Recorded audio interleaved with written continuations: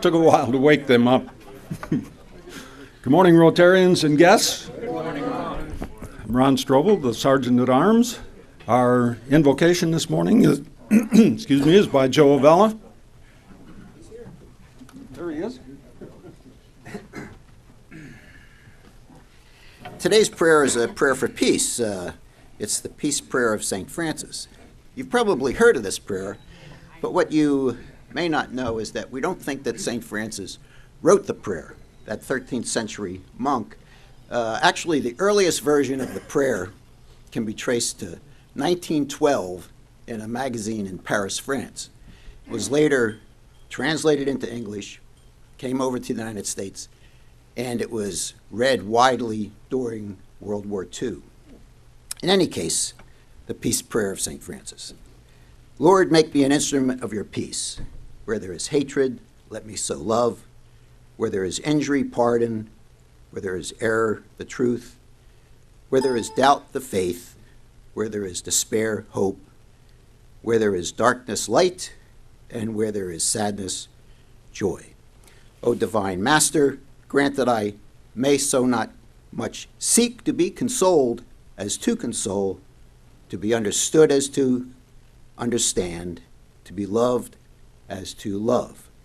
For it is in giving that we receive, it is in pardoning that we are pardoned, and that it is in dying that we are born to eternal life. Amen.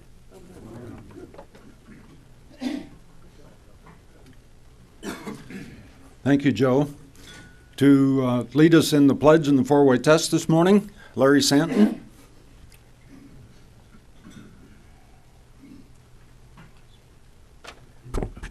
Most of you will recall the last time I stood up here, I got tangled up with submarines and whatever, and so to avoid that kind of problem today, I'm going to read this, okay, and therefore I should be able to get through. I pledge allegiance to the flag of the United States of America and to the republic for which it stands, one nation, under God, indivisible, with liberty and justice for all. This one is safer since all the words are printed. So, a four-way test. First, is it the truth? Second, is it fair to all concerned? Third, will it build goodwill and better friendships? Fourth, will it be beneficial to all concerned? Wow. Congratulations, Larry. I think Larry missed first grade where they taught the Pledge of Allegiance. To lead us in song, Dick Pearsall. You're going to have to rely a little on your memory this morning. We have a little camera trouble. So we're just going to sing America. My country, 'tis of thee, sweet land of liberty, of thee I sing. Land where my fathers died, land of the pilgrims fly, from every mountainside, let freedom ring. Thank you. Thank you, Dick. And to lead the meeting today, filling in for Allison, is past President Tom Page.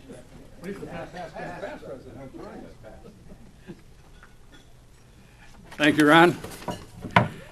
And I have to ask you, just like you did last week, who's got it better than us? Nobody. Yeah, you passed the test. Good. I want to introduce our esteemed secretary, Ms. Chris Barker, and she'll introduce guests.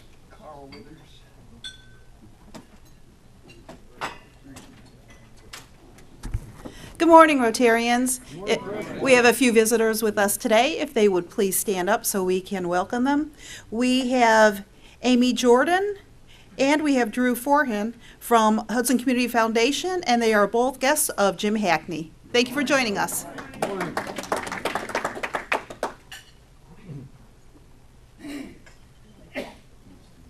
Thanks, Chris. Oh, gee, I don't want to acknowledge myself, so I won't. But greeters today were Larry and someone else, Larry Santon. And he didn't have to have a list for that. And then our AV help, Inky. Ron's not here today. And then James. Where are you, James? I know you're back there somewhere. Okay.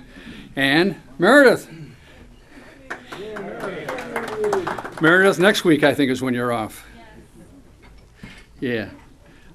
Just a couple announcements. No board meeting this week. It's going to be next week when President Allison returns from sunny Texas. Inky, where are you?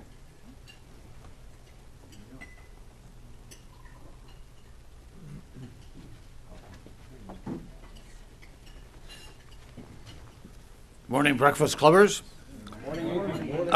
I'm pretty sure you're going to hear more about this next week from Allison, and you're all familiar with the Gift of Life and Ken Fogle. Anyway, there is a vocational training team farewell dinner on October the 26th down in Magador. I'm planning to go. I hope more of us will go.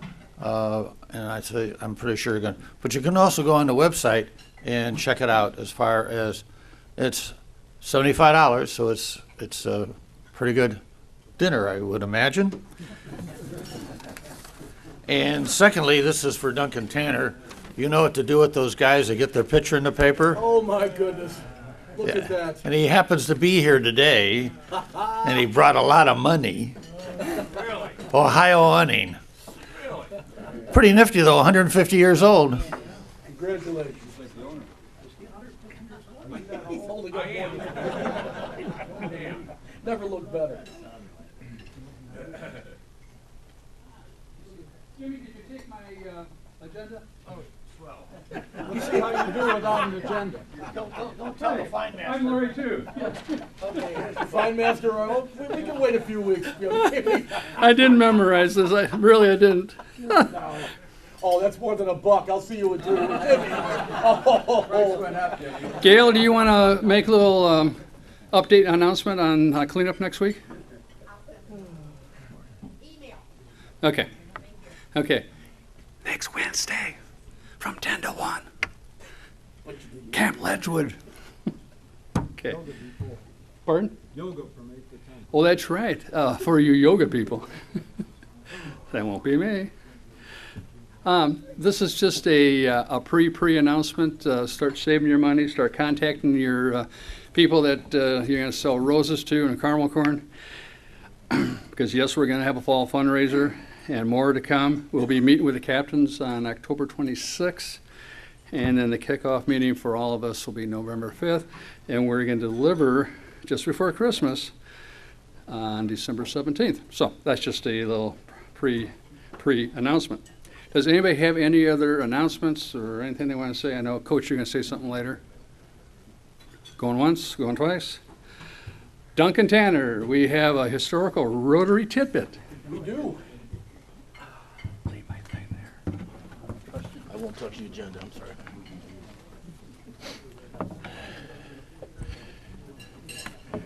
Good morning, fellow history buffs. Good morning. Before we dive into today's history tidbit, I want to thank everybody. Last week's Feinmeister program raised $119. Now, I don't know how that compares historically, but it was pretty good in my short reign, so thank you all very much. Well done. Jimmy, where are you?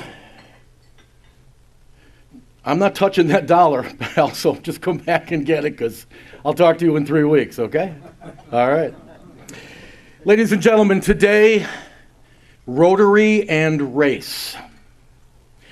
As a community-based organization, Rotary clubs around the United States had, for the most part, tried to mirror local and regional cultures.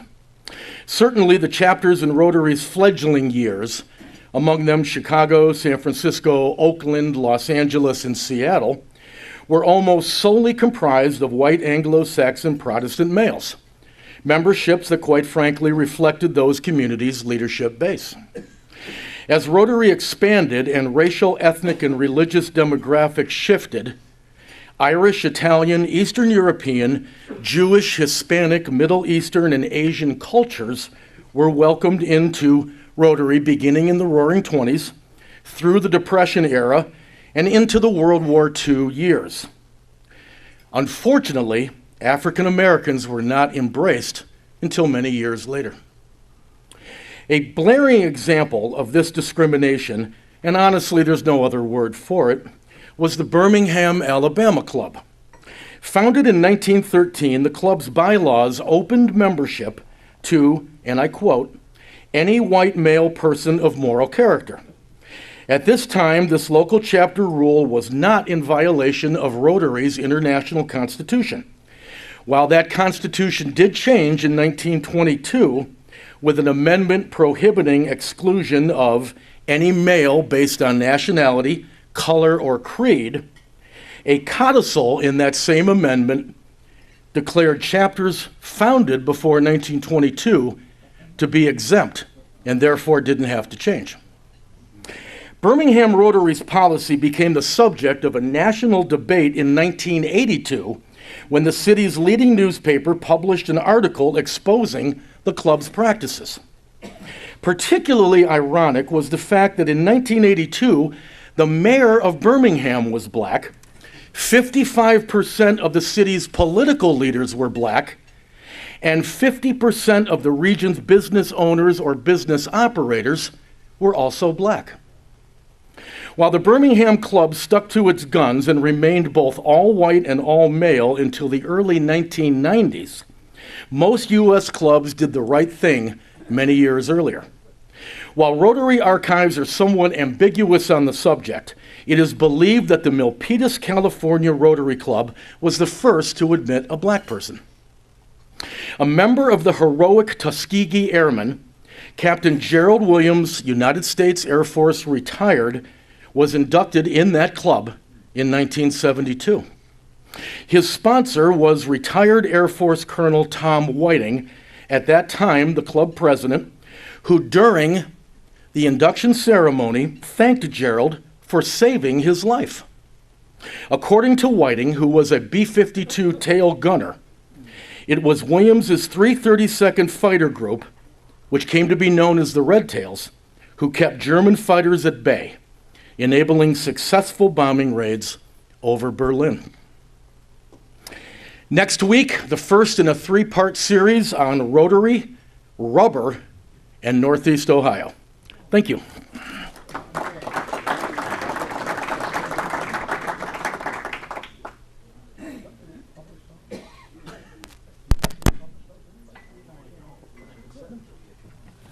Thank you, Duncan. And now for the main encores here. We're going to have Coach come up and tell us a couple of things that happened last weekend and then introduce our speaker. Quick sports report. If you look at the Plain Dealer today, you'll see that the Hudson Explorers football team remains #1 in the football poll.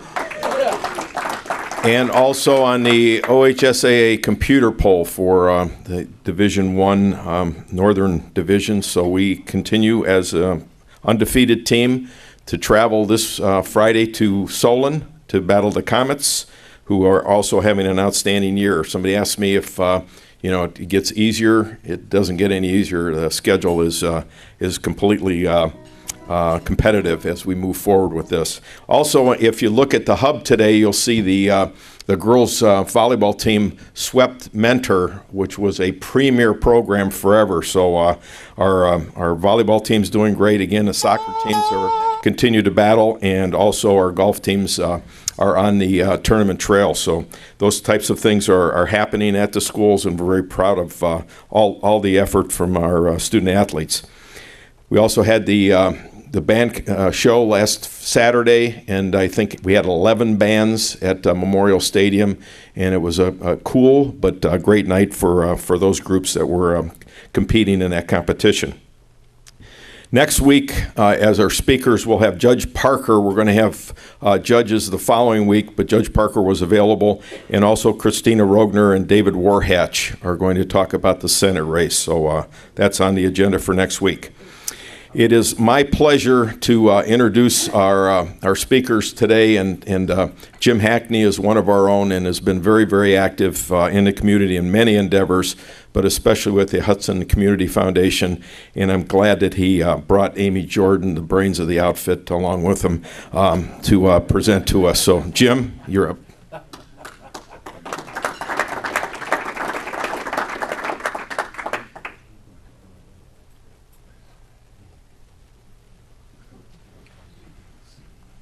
Good morning, fellow Rotarians.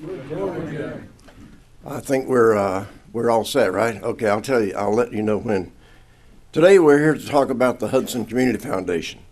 This is to be an informational meeting, and I'll put you all at ease. We're not here to ask you for money.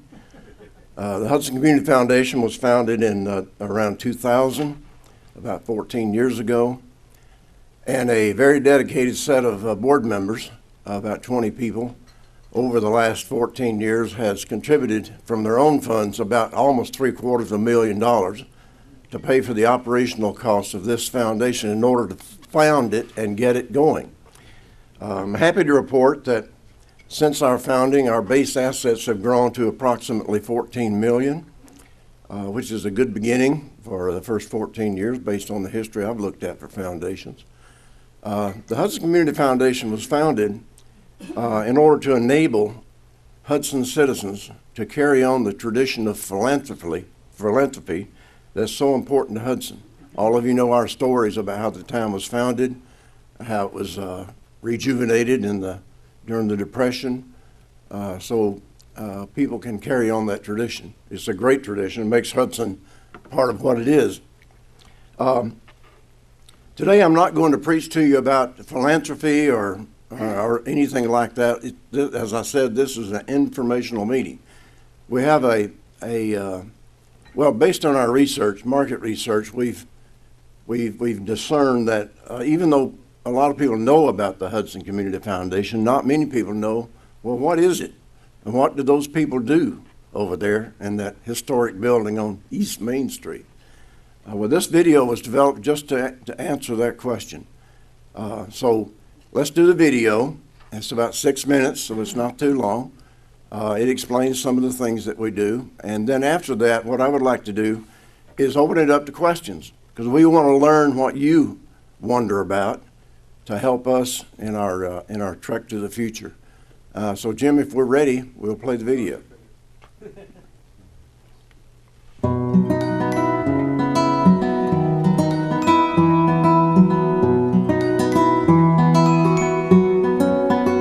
Each of us has a story. For some, it's that you've worked hard all your life, made something of yourself, and are providing well for your family. You've made a living, now you want to make an impact. Perhaps your story centers on Hudson, how you have loved this community, its beauty, and the values it represents. You've raised a family here, and now you want to enhance the lives of others. Or maybe education has been key to your biography. You know the importance of a good education. Now you want to help educate tomorrow's leaders. Each of us has our own unique story. We feel fortunate to have lived and prospered in a place as wonderful as Hudson. Now you want to give back, make a difference, take what you have created and somehow pay it forward in the next chapter of your life. This is the mission of the Hudson Community Foundation, to help individuals like you create lasting legacies. How do we do this? It's simple, really, by asking people like you who already give to many causes to give to those same causes through the Hudson Community Foundation. You don't give to the Hudson Community Foundation, you give through it by utilizing one of our simple, smart, charitable tools. If you've been considering how to fulfill your charitable desires, Hudson Community Foundation is an amazing resource right in our own backyard. We can help with strategies that make the most of your gifts to charity while maximizing the tax benefits to you. We make it easy for you to donate to the causes that are important to you, no matter where they are located. It's as easy as letting one of our experts open a fund in your name, in your family's name, or in the memory of a loved one. For example, if you or someone special finds joy in Hudson's beautiful floral gardens, you can support your passion for flowers for years to come with a fund specifically for that purpose. If you believe that education is the most important investment we can make in our future, you can open a fund in your name that awards scholarships to Hudson students for generations to come. If you've been a successful business person who wants to make a lasting impression, you can open a fund that honors your company's name. Perhaps you've always wanted to establish a private foundation. In the traditional form, setup and maintenance are complex and expensive. But the Hudson Community Foundation, through our donor-advised fund, offers an alternative that makes it cost-effective and available to charitable-minded individuals like you. Working with Hudson Community Foundation has many benefits to you. For example, the ability to accept a wide array of assets. You can give cash, stocks, real estate, or life insurance, and take immediate and maximum tax advantages. You support your favorite charities while keeping your financial advisor involved every step of the way. Best of all, administrative fees stay right here in Hudson, helping local programs. Charitable funds are available at many institutions, but not all funds are alike. Many funds are sponsored by financial services companies, which limit your choices. But Hudson Community Foundation is truly independent. Since we don't sell products, our independence gives you and your financial advisor maximum objectivity. Unlike most other programs, we encourage your family to be involved with your charitable giving. In fact, we have several residents who have set up funds in their families' names and make it a point to involve their children and their grandchildren when selecting charitable causes. You can start your fund with as little as $2,500. We can't think of a better way to pass along your values of giving back.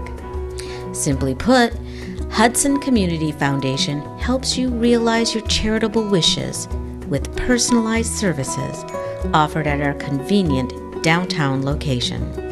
We are very fortunate to have this nationally accredited community foundation in our own backyard, a foundation that will support Hudson in perpetuity. Imagine what we can do together. Do you want parks and walking trails? Are you passionate about keeping art and culture in our schools? Do you have a special program, church, or organization that you want to support? We can do all of this and more together.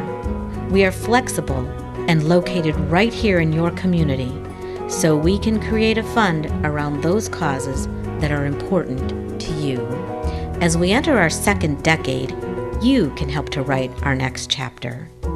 It's clear we connect people with causes that matter, but we can't do it without you. So what's your story?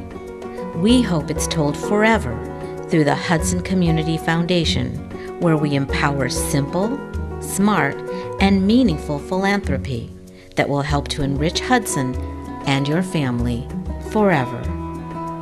And remember, we make a living by what we get. We make a life by what we give. Learn more at www.myhcf.org.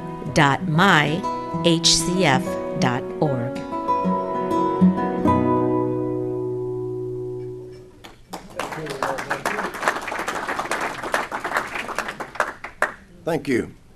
And let's do it again.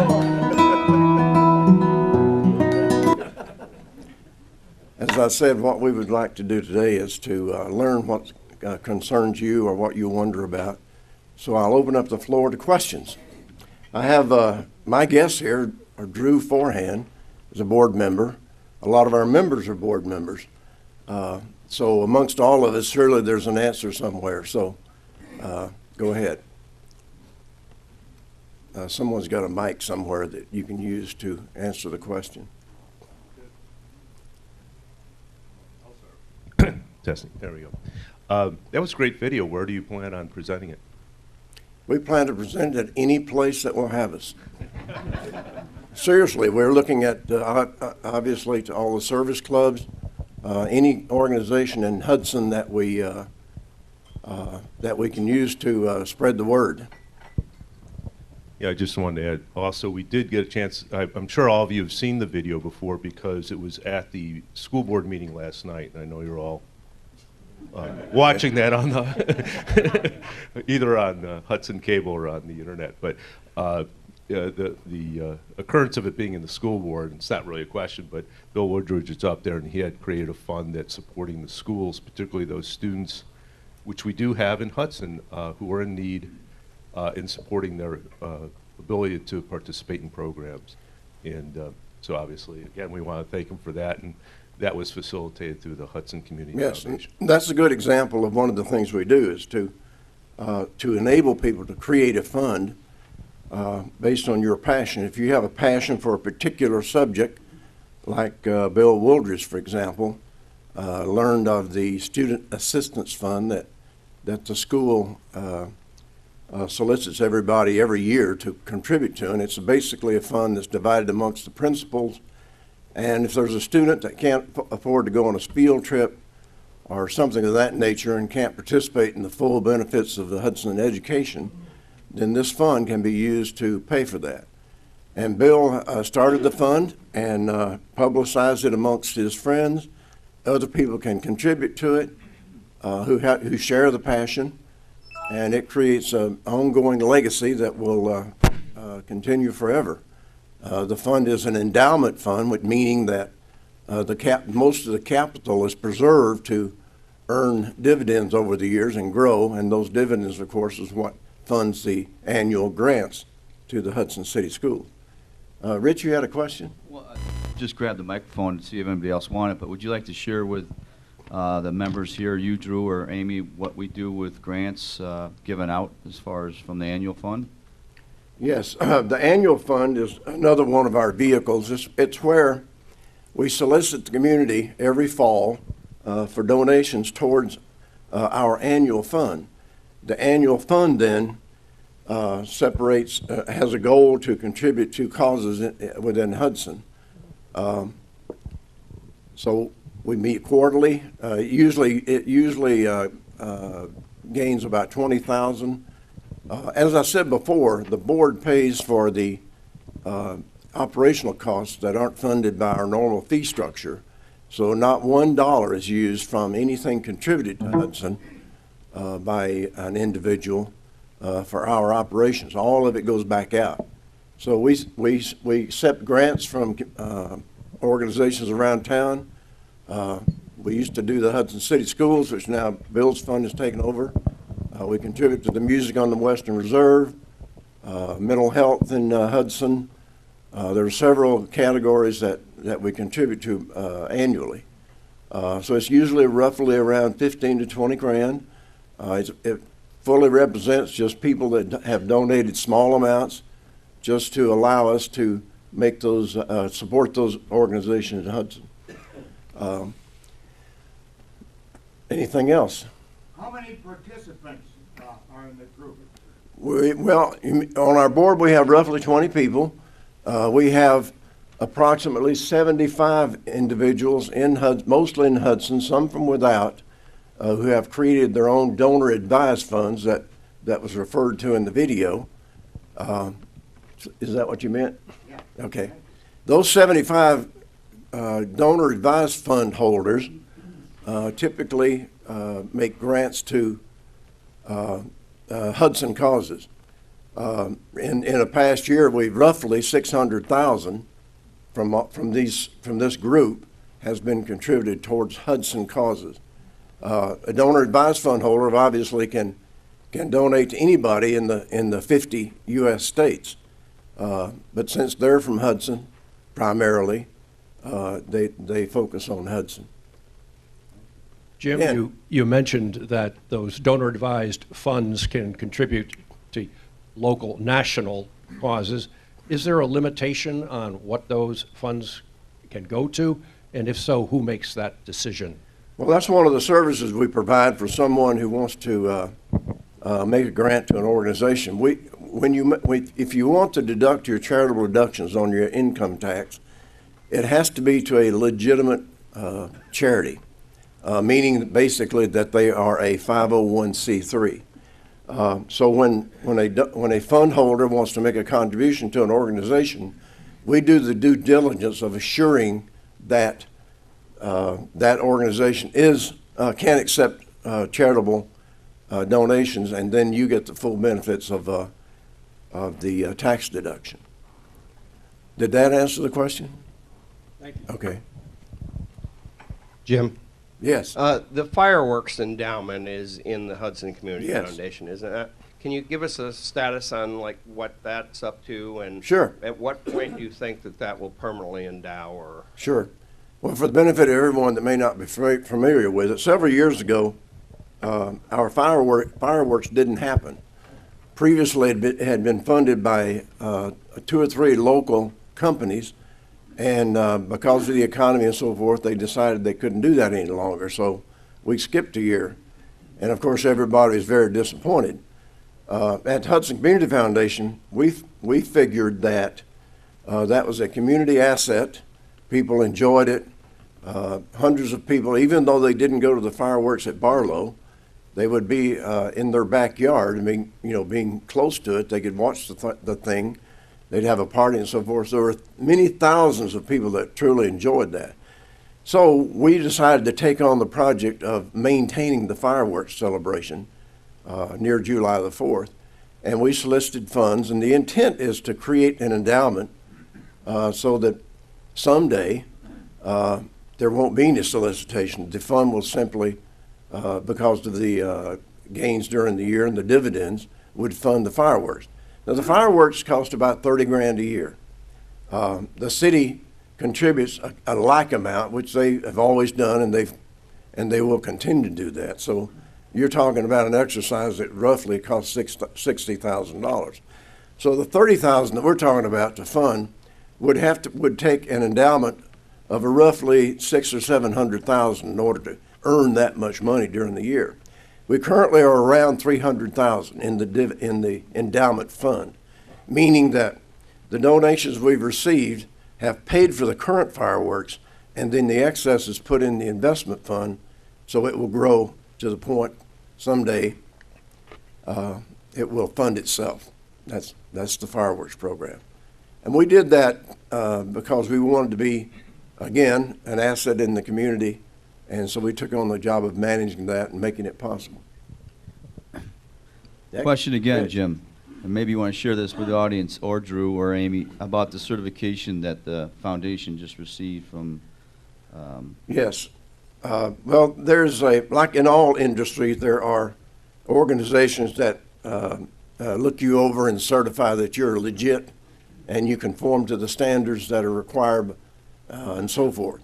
The Community Foundation industry has one called Council of Foundations, and they've been doing this for years. And one of the trademarks you want to gain is to be certified by the Council on Foundations.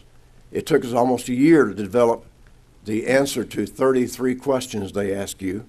It all has to do about your policies, your operating methods, and so forth. And so we spent the time to do that and submitted it, and we received their certification about 18 months ago, roughly.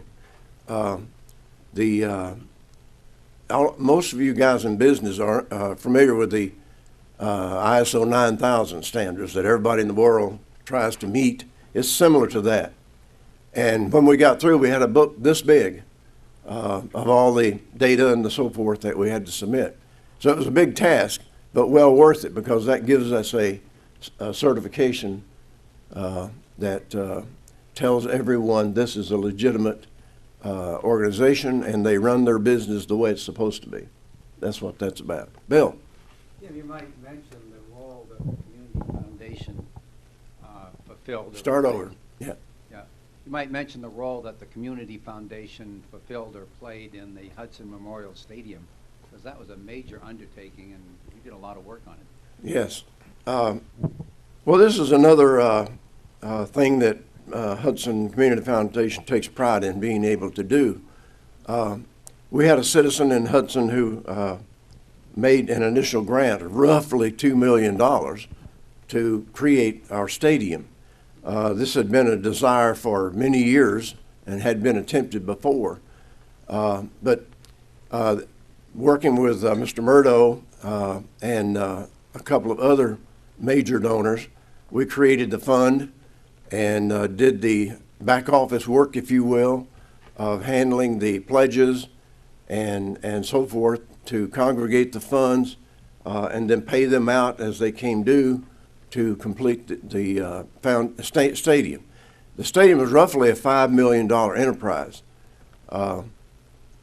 So it took hundreds of donations from people all over Hudson and some outside of Hudson, you know, students and so forth that had grown up and made their way in the world.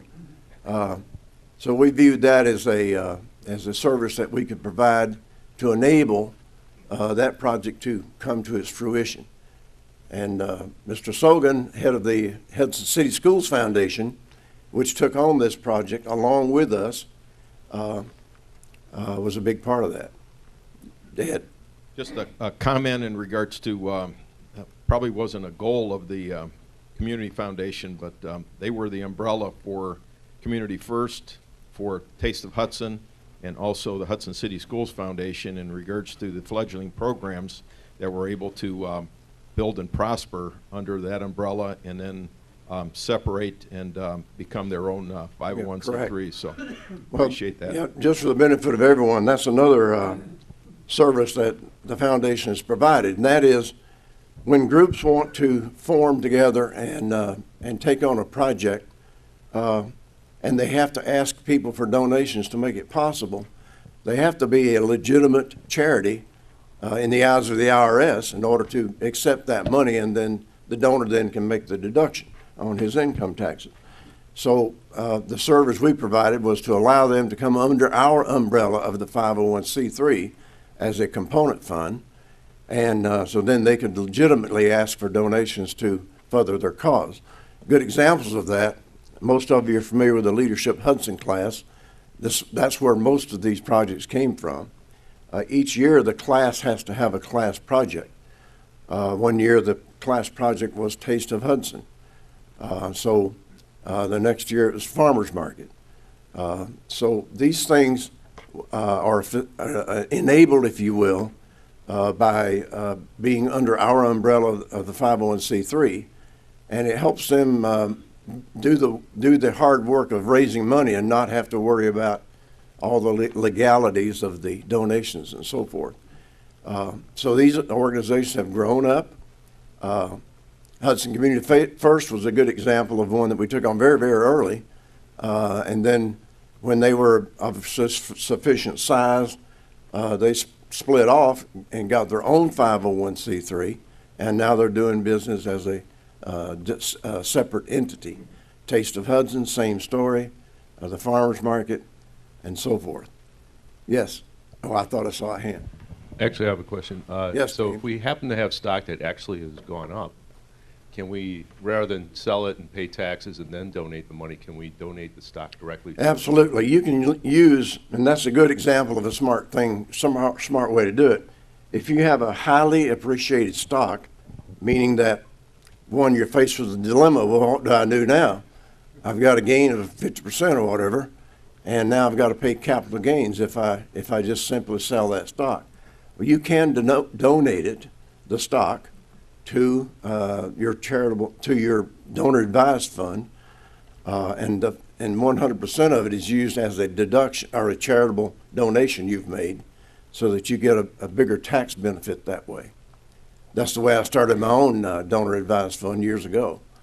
That's a smart way to do it. Any other questions? Phil? Thank you for mentioning that, Jim. The taxes are an important reason. People give for their own reasons, and it could be because they're interested in a charitable cause, because they want to remember somebody in their family. But But they also give for personal reasons. And taxes are a very important thing. Jim mentioned one of those. There are 5 tax benefits. Typically, people think there's 4, but there are actually 5. Jim mentioned one, the avoidance of the capital gains tax. So any assets that are given to us that are appreciated, you avoid the capital gains tax. Hudson Community Fund doesn't pay any capital gains tax on it.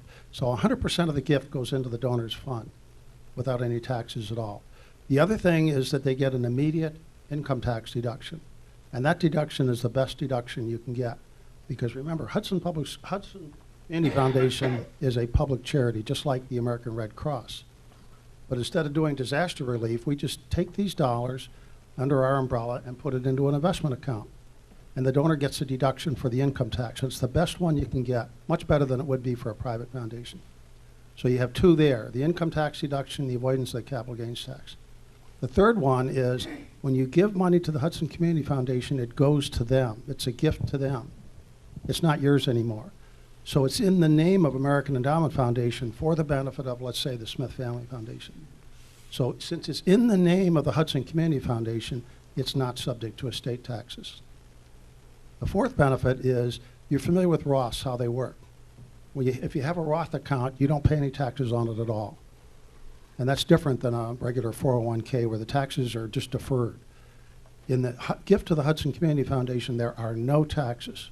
So any monies that are in there are going to grow forever without any taxes at all. And then the fifth one is a little bit of a surprise. And there's probably some people in this room that are subject to this. And many people in Hudson are subject to this. Your gift to the Hudson Community Foundation is a deduction against your alternative minimum tax.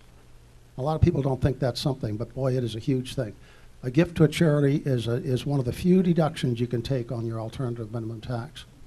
So there's some real powerful tax benefits from something like that. Thanks, Phil. Also, Jim, I heard you have a Dynamite website. We have a website. Or you're looking at it. Okay. Our website is currently about to undergo a rejuvenation, if you will. One of our goals in the next year is to grow the website and make it more functional and informational and useful to people that land on it. Anything else? Well, I'll end by saying that if you're a Hudson citizen that has gotten to the point in their life where they want to make a difference, they want to pay back, if you will, the Hudson Community Foundation is a good way to fulfill those wishes in a smart and simple way. If there are no further questions, I'll end the meeting. Thank you. There's always one more thing, right? I brought some Hudson Community Foundation annual reports with me. I'll put them on the front table as you go out. If you so desire, please feel free to pick one up. Thank you. Thank you, James. I was getting a little worried here. You know, I thought, oh, this is going to go 10 minutes. But we picked up steam. Can I just make a comment too? Oh, get a mic. Yes, sir.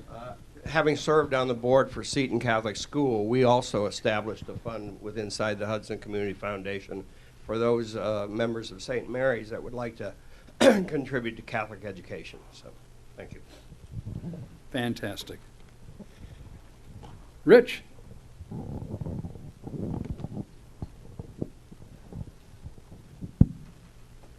Hudson Community Foundation's board members and other members are not in the business of giving out tax advice, so please seek your personal CPA for tax advice. Rick, hang on just a second, buddy. Is that a fine? Oh, yeah. That could be a record setter.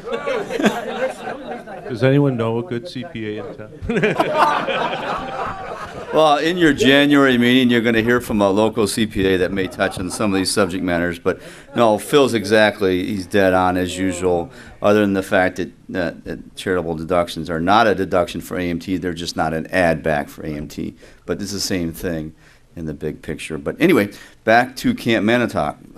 November 1st, we're going to have the pool cleanup day, and we had 8 or 9 fine gentlemen. We'd love to see some ladies here this year. If it can fit into your schedule, it'll be Saturday at 8 o'clock, I believe, 8:30. Breakfast will be served, and then after we're done, they'll serve us lunch, which last year's lunch was pretty darn good. Then what else I want to say? Mr. Sogan hit it dead on when he talked about the volleyball team, and they won again last night against Stowe for their 16th straight victory.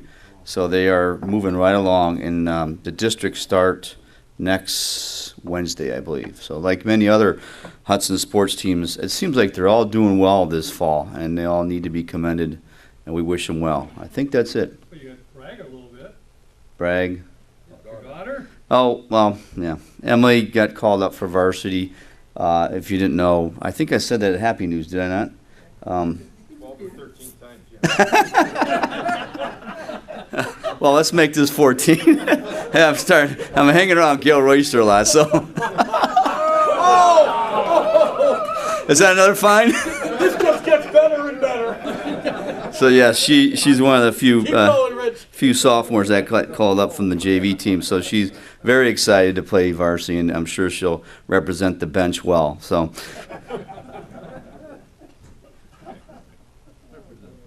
Well, since Gail got called out, what about Brooke? Oh, that's soccer, yes.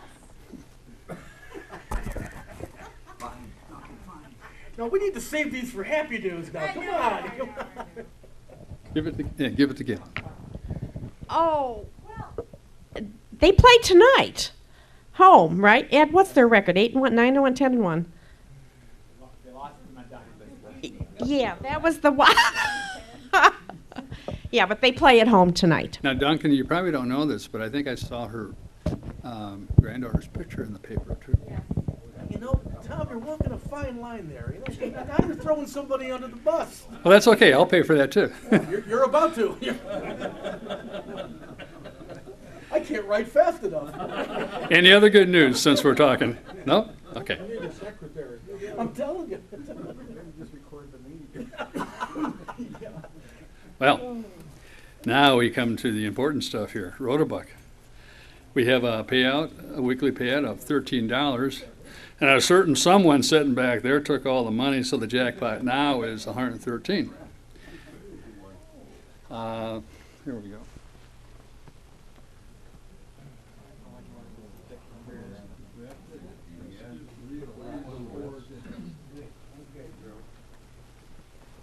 I need to put these on, hang on. Last 4 digits are 9629. 9629. Do we have a winner? Oh, it's a fix. Oh, boy.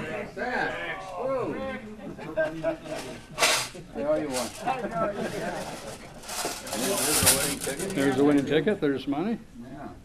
You gotta get over here so we get you on TV, big guy. Can I look and see what the... Sure you can.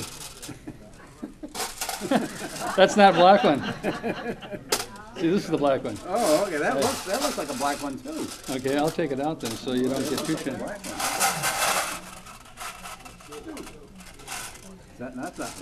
No. Okay, well. Meeting adjourned.